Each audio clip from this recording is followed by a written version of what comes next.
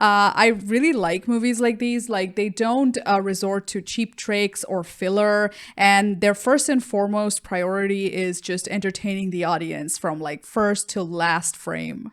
Hi, my name is Shree, and welcome to the review side of Tremors. If you want to watch the reaction part of this, you can head on over to my main channel, Shree Nation. This is going to be a quick review because I'm planning on watching the brand new Texas Chainsaw Massacre tonight, and I want to do a comparison review between this and the first Texas Chainsaw Massacre. I've reacted to that one too, you can check that out. Also, the reason this will be quick is because I think I've praised this movie every step of the way while reacting to it. I loved it, period. There was not a single moment in this movie when I was bored because it was equal parts action, comedy, horror, and drama, and great camaraderie between all the characters in the movie that come together to defeat one common enemy. The best part of this film is without a doubt the chemistry between the main characters Val and Earl. Their friendship and banter was what kept this like very generic plot going. I could see the influence of Tremors in the first part and the first episode of The Mandalorian in season 2, but in this movie, Kevin Bacon and Fred Ward, they were the highlight of this film. Also, Finn Carter, who played Rhonda, was a breath of fresh air because usually in like horror movies, there used to be like a an eye candy, helpless female character, but in this movie, she not only helped the main character, she also became like this brains to the main character's brawn.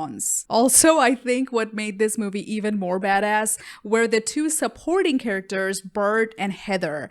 They had one showdown with this monster in the second act of the film, and as soon as their wall full of guns showed up, the action went from like 0 to 1000 in like 1 second. I thought they were gonna die, but they not only survived, they were actually the reason everyone else did. Now let's talk about the monster. I don't know what technology they used, but when it comes to practical effects, this one was pretty good.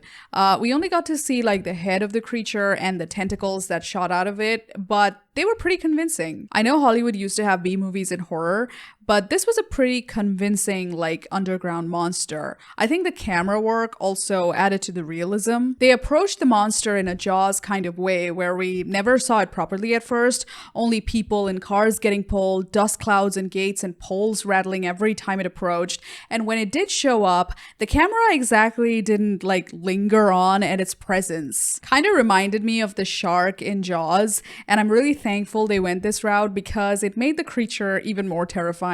The sound design and cinematography of this movie were great. Like, I loved the scenes of them pole vaulting from like boulder to boulder. Also, like the camera work, like the camera kept chasing them from beneath every time this creature approached. Also, the soundtrack was very fitting. Like, it was fun when it needed to be and really scary when the monster was like terrorizing everyone. In the end, I think I found another rewatchable movie right after Back to the Future. I've reacted to that too.